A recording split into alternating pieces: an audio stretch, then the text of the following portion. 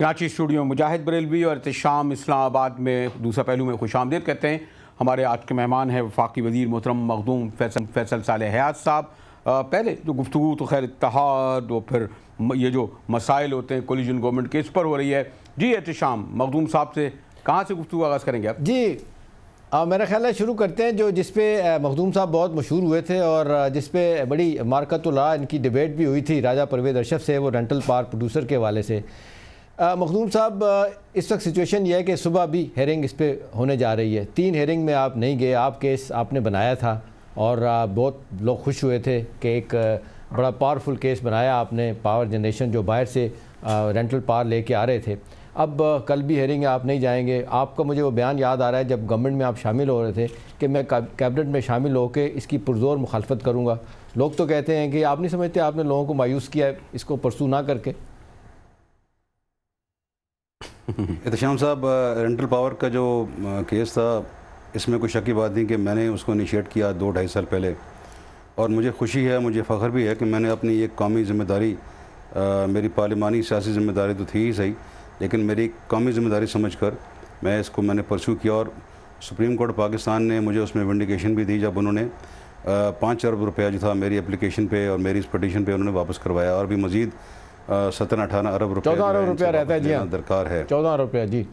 तो जो पिछली जो हेयरिंग्स हुई हैं, इत्तफाक की बात है कि वो हेयरिंग्स उस वक्त हुई जब मैं मुल्क से बाहर था, और लास्ट जो हेयरिंग हुई है उस हेयरिंग पे भी जो पिछले हफ्ते हुई थी, उस पर भी मैं मुल्क से बाहर जा रहा था। तो मैंने अपने काउंसिल के ज़रिए एक एप्लीकेशन दिलवाई थी ऑनरेबल बेंच के सामने कि जी मैं, क्योंकि मैंने चंद दिन यहाँ नहीं होना, तो आप अगली तारीख़ इसकी रखें, मैं इस तारीख़ पे ख़ुद पेश होना चाहता हूँ।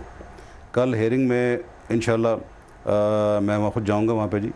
अब इससे कोई ताल्लुक़ नहीं है कि मैं वज़ीर हूँ या नहीं हूँ। मैंने एक जो बेड़ा उठा रखा है, जो मैंने काम किया था आज से 2 साल पहले, वो मैंने अपने ज़मीर की आवाज़ के मुताबिक, और फिर आपको मैं कहूँगा अपनी एक नेशनल ड्यूटी समझते हुए मैंने उसको पूरा करने की कोशिश की है, और इंशाल्लाह इसको मैं एंड तक लेके जाऊँगा। और यहाँ मैं आपको ये भी अर्ज़ करना चाहता हूँ कि मैंने हुकूमत से भी ये बात कही है, जो मैंने आपसे बात की थी, मैं बिल्कुल आपकी बात से इत्तफाक करता हूँ कि मैंने मौजूदा हुकूमत से भी बात कही है कि ये रेंटल पावर की जो पॉलिसी है, ये पाकिस्तान के लिए और मौजूदा मईशत के लिए तबाहकुन है।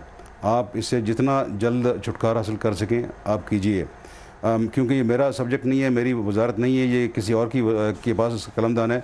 इस बारे में तो वही बेहतर बता सकते हैं कि वो क्या करेंगे। लेकिन इस पे मखदूम साहब आपने बहुत काम किया था, जो आपने इस पे बहुत काम किया था। देखें इस वक्त सिचुएशन ये है कि ये आरपीपी जो है ये 2200 मेगावाट के हैं, और इस वक्त कहा जाता है कि 234 मेगावाट भी बिजली जो है ना नहीं मिल रही। और सबसे बड़ा दुख और लोगों को जो है ना जुल्म हुआ है कि 10 रुपये इसके पर यूनिट ये बिजली जो है ना आप इस वक्त 50 रुपये पर यूनिट के हिसाब से ये चार्ज कर रहे हैं, जबकि कहते हैं आम 10 रुपये यूनिट है। यही अपना अगर थर्मल को हम देखें तो मेरा सवाल आपसे कि क्या आप केस जब इसका लड़ेंगे तो आप कहेंगे कि जी ठीक है ये 50 रुपये पर यूनिट जो है ना इसको करके 10 यूनिट पे लाए जाए। और फिर आमतौर पे लोग ये भी कह रहे हैं जिन्होंने इस पर स्टडी किया केस पे कि इसमें इतने घपले हैं, इतना गवर्नमेंट का पैसा है कि इसमें अगर कोई इंटरनेशनल ऑब्लिगेशन भी पूरी करनी पड़े, कोई लाइबिलिटीज़ जो है ना वो दे के भी जान छुड़ाई जा सकती है, तो वो भी कहते हैं कि पाकिस्तान के लिए अच्छा होगा। आप कोशिश करेंगे कि इनसे जान छूट जाए। 8 में से 4 पे तो बड़ा सीरियस एतजाज़ जो है ना वो एतराज़ एशियन डेवलपमेंट बैंक ने भी लगाया हुआ है, जिसमें उन्होंने पॉइंट आउट किया है कि इसमें करप्शन भरपूर नज़र आ रही है। शाम साहब, आपके इसी कई प्रोग्रामों में इसके बारे में माजी में आपको बहुत कुछ बता चुका हूँ। मेरे जो बेसिक एतराज़ात थे वो 2-3 थे ये बेसिक इश्यूज़। पहला तो ये है कि जी हमें रेंटल पावर की ज़रूरत ही नहीं है। सेकेंडली, जो रेंटल पावर बिल फर्ज अगर ये मान भी लिया जाता कि हमें ज़रूरत है, तो जो कॉन्ट्रैक्ट उसके दिए गए हैं वो सही नहीं है, वो डिफेक्टिव हैं। तीसरा, और ये एक बहुत बड़ी इसमें ये जो कॉन्ट्रैक्ट की डिफेक्टिवनेस है, इससे एक बहुत बड़ा पेंडोरा बॉक्स खुल जाता है कि उनका टाइम की कमी। तो मैं सिर्फ इस पर इतना ही कहूँगा। और तीसरा जो मैंने उनको कहा था कि जी अगर ये रेंटल पावर प्लांट्स मौजूदा जो टैरिफ्स इनको दिए गए हैं, जो उनको कीमत दी जा रही है, और जो फर्नेस ऑयल की और तेल की कीमत इसको आगे दी जाएगी, उससे आम आदमी पे, आम सारे पे इतना भरपूर अंदाज से वो इफ़ेक्ट होगा कि उस पर इतना मनफी असर पड़ेगा कि वो तो पहले ही अपना इस मईशत की चक्की में पिस रहा है, तो उसके बाद तो फिर और कोई चारा नहीं होगा क्या क्या करेगा वो। तो ये 3-4 जो बेसिक जो मैंने आपको आउटलाइंस की हैं चीज़ें, ये केस जो था वो बेस्ड है और मुझे यकीन है कि इंशाल्लाह जिस तरह सुप्रीम कोर्ट ऑफ पाकिस्तान ने माजी में इसमें रिलीफ दिया है, और मुझे रिलीफ नहीं दिया उन्होंने कौम को रिलीफ दिया है, उन्होंने इस पॉलिसी के खिलाफ फैसला दिया है। इस हवाले से आपके दो रोल बनते हैं इंशाल्लाह, वो दो रोल बनते हैं मखदूम साहब इस हवाले से। एक तो आप सुप्रीम कोर्ट का आप जो बता रहे हैं सुबह आप हेयरिंग में पेश होंगे, दूसरा रोल आपका काबीना में वजीर एक अहम वजीर की हैसियत से है। वो ये है कि इस वक्त जो टर्की का पावर प्लांट है उस हवाले से जो खबरें आ रही हैं कि टर्की की गवर्नमेंट को यूज़ किया जा रहा है, इमोशनल ब्लैकमेल करने की कोशिश की जा रही है कि जी देखें भाईचारा है, अमन है, कोई ऐसी बात नहीं, इसको चलने दें। मेरा सवाल आपसे कि क्या रजिस्ट करेंगे कैबिनेट में इस बात को कि इमोशनल ब्लैकमेल ना हुआ जाए, और अगर वो गलत तौर पे दिया गया है तो, और जिसकी यूटिलिटी भी कोई नहीं है और वो पावर जनरेशन में भी नहीं दे रहा जितनी देनी चाहिए, उसको ख़त्म किया जाए। एहतशाम साहब, मैंने कौमी असम्बली के मेंबर जब हम बनते हैं तो हम एक हल्फ उठाते हैं कि हम आईन पाकिस्तान के वफादार रहेंगे, और उसके साथ साथ जब हम काबीना का मेंबर की हल्फ उठाते हैं वहाँ भी आइन की पासदारी और साथ ही साथ कौम के हक़ में जो कुछ होगा हम उसके मुताबिक करेंगे, अपने ज़ाती अमाल को अपने सरकारी फ़राइज़ में इन्वॉल्व नहीं होने देंगे। ये हमारा एक हल्फ होता है। बट इससे हटकर भी जो आपने बात की है तुर्की के प्लांट के हवाले से, तुर्की का प्लांट हो या दीगर 7 प्लांट हो, टोटल 8 प्लांट है इसका जी, इन तमाम के तमाम का जो केस है, जो उनकी बुनियाद है वो एक ही है कि हमें ये आपने सही फरमाया कि 2200 मेगावाट के बिजली हमारे इनके थ्रू आनी थी। मेरे आज रिकॉर्ड के मुताबिक, मेरे इतला के मुताबिक कुछ 100-150 मेगावाट बिजली भी पैदा नहीं की जा रही इन RPPs के ज़रिए। हुकूमत को मैंने आपको पहले अर्ज़ किया, मैं हुकूमत को और हुकूमत में जो मेरे कलीग्स हैं इस शोबे के साथ जिनका ताल्लुक़ है इस मामले के साथ, मैं उनको ये कह चुका हूँ कि जी आप खुदारा आप इस पॉलिसी को असर नौ इसका जायज़े लीजिए, इसको ख़त्म कीजिए, क्योंकि अगर आप ख़त्म नहीं करेंगे तो इसके बहुत ऑलरेडी इसके जो इम्प्लिकेशंस हैं वो बड़े भयानक हमारे सामने आ चुके हैं। हम देख चुके हैं कि मुल्क जो है वो, हमारे पास इसको गैस नहीं है, हमारे पास या तेल की राशन बंदी हो रही है, यहाँ पे बिजली की लोड शेडिंग भरपूर अंदाज में हो रही है। तो इसके ये RPPs अगर ये लगने शुरू हो गए जिस तरीके से इनकी पॉलिसी बनाई गई थी, तो ये मज़ीद मईशत में एक बहुत बड़ा बोझ होगा। मईशत पहले ही किसी किस्म का बोझ उठाने के लिए वो अब उसकी शिकत नहीं रही, तो ये कहाँ से उठाएगी फिर वो। नहीं मखदूम साहब, एहतशाम साहब का दरअसल ये कहना है कि जो वजीर बनने से पहले, हुकूमत में शामिल होने से पहले, जिस तरह मखदूम फैसल सालेहात जिस शिद्दत से राजा साहब के ख़िलाफ़ मुकदमा लड़ते थे, बातें करते थे पार्लियामेंट के अंदर, पार्लियामेंट के बाद जो आपका गिरजना था, जो आपका चमकना था, जो आपका बरसना था, जिस तरह जिसके सबब सुप्रीम कोर्ट भी मैदान में आ गया, अब हुकूमत में शामिल होने के बाद, और शायद इसलिए भी मखदूम साहब और दीगर लोगों को हुकूमत में लाया गया हो कि ये इशूज़ और बहुत सारे इशूज़ जो आवाम के मसाइल के सबब बन रहे हैं, उसका बाद इन पर ही बोझ डाला जाए। और लगता भी ऐसा है कि एहतशाम अगर कह रहे थे कि चलें हम मान लेते हैं टेक्निकल बुनियाद पर भी या कुछ वजूह के जिसकी वजह से आप बाहर थे, 3 बार आप पेश नहीं हो सके सुप्रीम कोर्ट में, कल यकीनी तौर पे आप जब कह रहे हैं तो उसमें पेश भी होंगे, लेकिन कुछ इस तरह का ख्याल पाया जाता है कि अब वो आपकी ज़बान में वो काट, वो सख्ती, वो जुर्रत इजहार नहीं पाया जाता जो वज़ीर बनने से पहले था। मोहतरम मखदूम फैसल सालेहात साहब, मुजाहिद साहब, अगर वज़ीर बनने का मकसद ये है कि मेरी ज़बान बंदी होनी है तो शायद ये काम तो फिर अधूरे रह गए, ये तो पूरा नहीं हो सका, क्योंकि मैंने आपको अपनी वाज़ेह तौर पे मैंने अर्ज़ किया है जो मेरी पोजीशन है RPPs के हवाले से।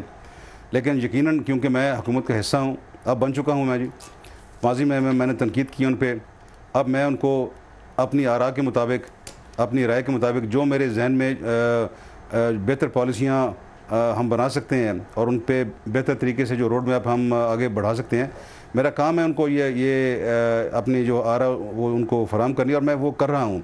उसमें कैबिनेट मीटिंग्स हों या उससे हट के दीगर कोई इजलास हों, जहाँ भी मशावरत की ज़रूरत होती है, मैं अपना जो भी मेरा इनपुट है, उसकी जो भी हैसियत है, उसकी जो भी उसकी हो मेरे इनपुट की वैल्यू हो, मैं वो ज़रूर देता हूँ।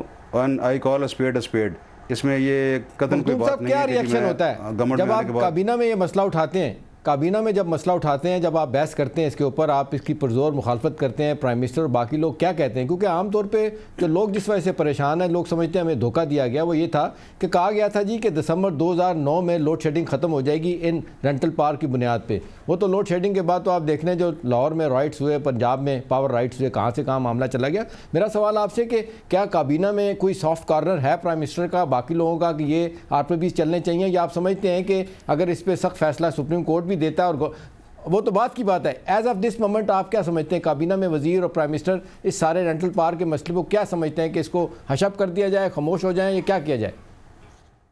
एहतशाम साहब, मैं इस बारे में शायद आपको जवाब ना दे सकूं, कमेंट ना कर सकूं, क्योंकि ये फिर एक मैं समझता हूँ मुनासिब नहीं होगा। मैं हुकूमत का इसको हिस्सा हूँ कि मैं ये इस बारे में आपको बात करूँ कि जी उनकी क्या राय है इस बारे में। राय वो अपनी जो है ख़ुद बता सकते हैं, प्राइम मिनिस्टर साहब हों या जो वापडा के मिनिस्टर या दीगर और कुछ। आप हुकूमत का हिस्सा हैं मखदूम साहब, और अपनी जो हुकूमत का हिस्सा हैं, आप हुकूमत का हिस्सा हैं। मैं आपको अर्ज़ करूँ, मेरी अपनी जो पोजीशन है, मेरी जो ज़ाती इस हवाले से जो स्टैंडिंग है, जो मैंने एक पोजीशन ली हुई है, वो मैंने आपको अर्ज़ किया है।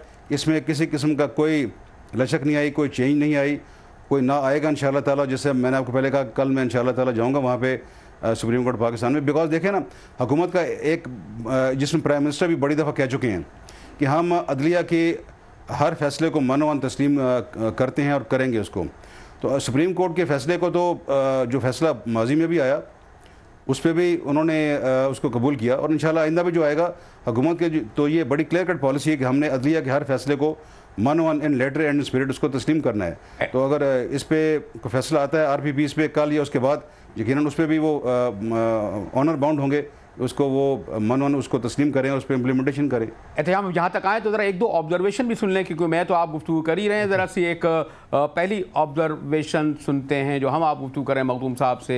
जी पहली कॉल सुनते हैं। हेलो जी, फरमाइए। हेलो, अस्सलाम वालेकुम जी। जी वालेकुम सलाम। मुजाहिद साहब बोल रहे हैं जी? जी ज़रा जल्दी से, वक्त कम होता है हमारे पास, और स्पेसिफिक सवाल। अच्छा जी सर, मेरा सवाल सिंपली है, जैसे तारीख किसी की नहीं है, आपकी तारीख मजबूरी करनी पड़ेगी कि जैसे आप अपनी आंख और अपनी जुबान से मिल के बात करते हैं, क्या ये मखदूम साहब इस तरह बात नहीं कर सकते? क्या इनके इस बारे में कुछ ख्याल नहीं आता कि अगर जब ये हुकूमत में नहीं है तो इनके बयानात तो कुछ और होते हैं, और जब ये हुकूमत में है तो फिर ये कहते हैं उनकी पॉलिसी को हमें बताना नहीं चाहिए, बात नहीं करनी चाहिए? क्यों?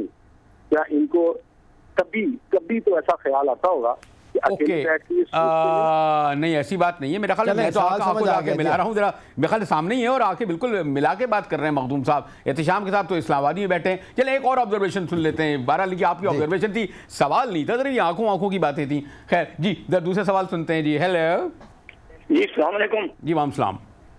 मुजाहिद साहब, जहांगीर मुगल बोल रहा हूँ वाकैंड से। जी मुजाहिद साहब, आज जो ये काफ लीग वाले साहब मखदूम फैसल साले हयात साहब तशरीफ फरमा है, यही लोग नवाज शरीफ की 2/3 अक्सरियत में हुकूमत में शामिल थे।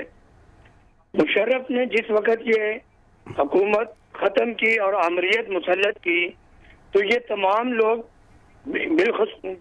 लोग इंक्लूड चौधरी साहिबान अपने मफादात की खातर ये एक आमर के साथ इन्होंने इलाक किया, और उसके बाद जब एक आमर की हुकूमत खत्म हुई तो ये अपने मफादात की खातर इन्होंने पीपल पार्टी के साथ इलाक किया।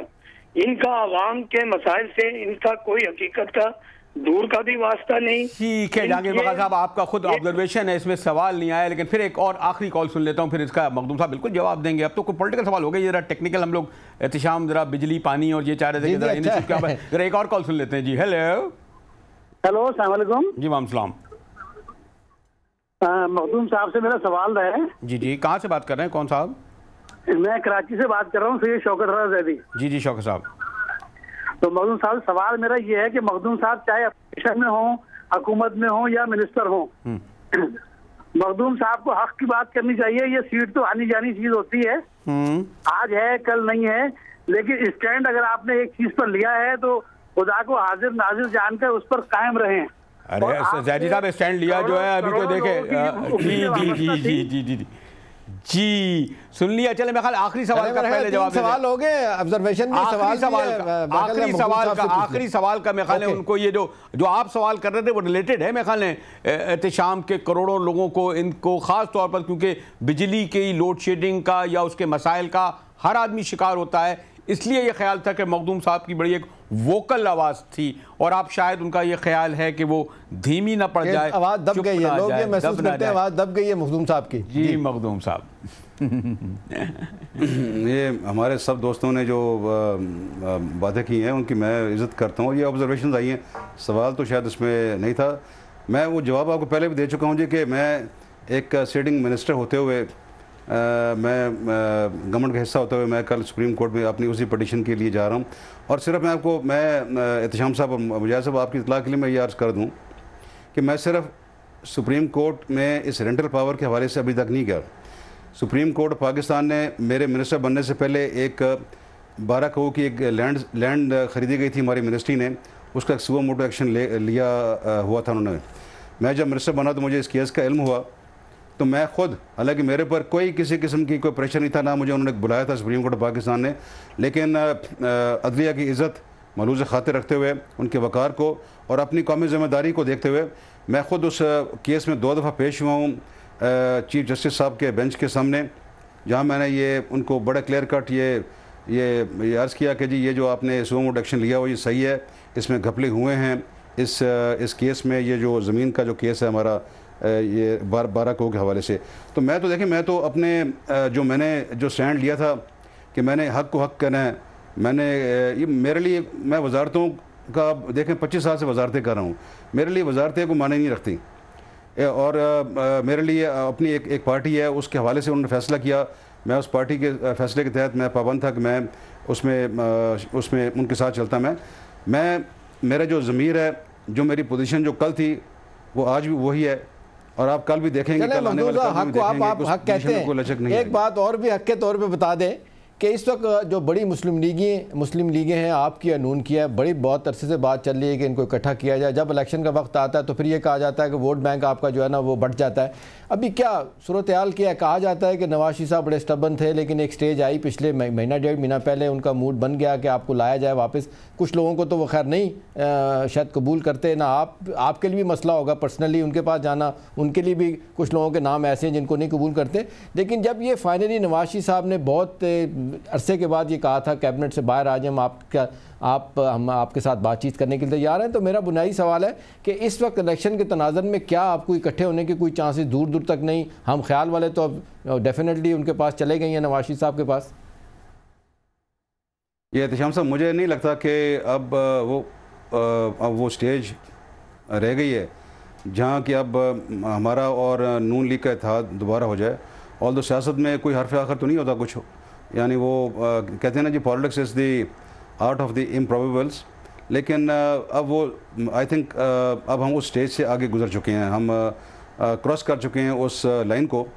ये आज से 6, 7, 8 महीने पहले शायद मुमकिन, 8, 9 महीने पहले शायद मुमकिन थी, बट अब आई डोंट थिंक अब वो मैं समझता हूँ कि अब ऐसा इल्हाक जो है या ऐसा कोई मुझे कोई के बारे में कहते हैं वो तो सॉफ्ट कारण रखते हैं, परवेज इलाही साहब ने नहीं होने दिया इत्तेहाद। नहीं, ऐसी बात नहीं जी, मैं आपको अर्ज़ करूँ ऐसी बात नहीं है, क्योंकि ये जो फैसला था ये पूरी पार्टी का था, पूरे पार्टी के मेंबरान इसमें शामिल थे, ख़ासतौर पर हमारे जो इलेक्टेड मेंबरान हैं वो उसमें शामिल थे। अकेला परवेज़ इलाही साहब का या चौधरी शुजात साहब का या किसी दीगर का अकेला इंडिपेंडेंट फैसला नहीं था। और हमारी पार्टी की जो हैयत है, जो हमारी कॉम्प्लेक्शन है, उसमें ये मुमकिन नहीं है कोई एक साहब जो है फैसला करें और उसके मुताबिक हर कोई उस पर अमल करे। तो इसलिए ये एक कंसेंसस का फैसले होते हैं, जिस तरह हमारी हम शामिल हुए हैं इसमें, हुकूमत में जो कंसेंसस बना, पूरे मेंबरान उसमें इकट्ठे हुए, सबके साथ मशावरत हुई। तो आई थिंक वो अब वो स्टेज गुजर चुका है मेरे मुताबिक। एक आखिरी सवाल मखदूम साहब, क्योंकि वक्त इतना ही है, मेरे ख्याल में आपने ज़्यादा सख्तियों का, ज़्यादा जद्दियत का और ज़्यादा मेरे ख्याल सियासी तौर पर बड़ा खुशगवार वक्त जो है वो पाकिस्तान पीपल्स पार्टी के साथ गुजारा। काफ लीग तो मेरे ख्याल में दूसरी ही पार्टी है, जिस तरह कई हवालों से जो दूसरी चीज़ उस तरह नहीं होती। याद आता है मखदूम साहब, ख्याल आता है कि कभी अपनी मदर पार्टी में दोबारा चले जाएं? ये क्या काफ, नून, हम ख्याल, ये वो सब मसाइल मखदूम साहब? मुझे साहब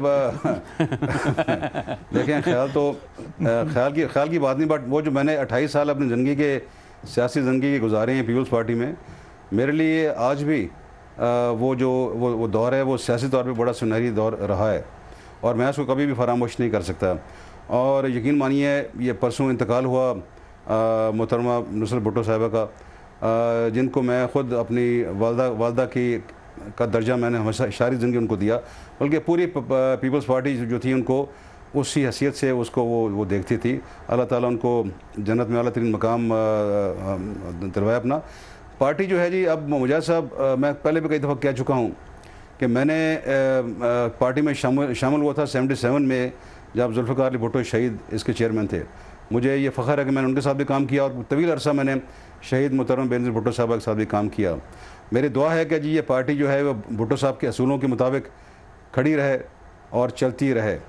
अगर चलती रहेगी तो यकीनन इस पार्टी का मुस्तकबिल होगा।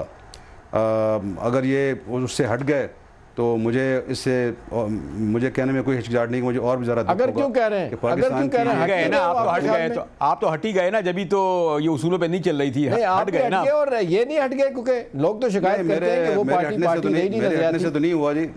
नहीं, वैसे उसूलों तो हट गए, जब भी तो मखदूम जैसे लोगों ने छोड़ा ना, जब भी तो मखदूम साहब ने छोड़ा ना पार्टी में। मैं समझता हूँ पीपल्स पार्टी में मुझसे ज़्यादा बड़े कोनामक्ष सियासतदान, समझदार, अक्लमंद मौजूद हैं वहाँ पे आज भी। और मेरी दुआ है क्योंकि पार्टी में तो मैं शामिल नहीं, मेरी दुआ है। एहतशाम एक अलग मौजू आ गया वैसे मेरे ख्याल में, और बहुत आखिर वक्त में जब मुझसे कहा जा रहा है कि आप कंक्लूड कर सकते हैं, ये एक अलग दिलचस्प मौजू है, क्योंकि बहरहाल जैसे मखदूम साहब कह रहे थे 28 सुनहरी कीमती साल, और वो भी कोई वजारतों में नहीं बल्कि जद्दोजहद और कुर्बानियों में जिसका बेशतर वक्त है वो मखदूम फैसल साले हयात ने पीपल्स पार्टी में गुजारा है। और भी बहुत सारी गुफ्तगू हो सकती है। काफ़ी अर्से बाद मखदूम साहब आए, पता नहीं, मुझसे तो खैर नाराज़गी है, आपके पास तो फिर भी आते रहते हैं। एहतशाम साहब कराची वैसे भी इनका आने लेके आएंगे ने। मैं मखदूम फैसल साहब का शुक्रिया अदा करते हुए जी एहतशाम मुजाहिद इजाज़त दीजिए, कल आपके सामने फिर इसी वक्त हाजिर होंगे।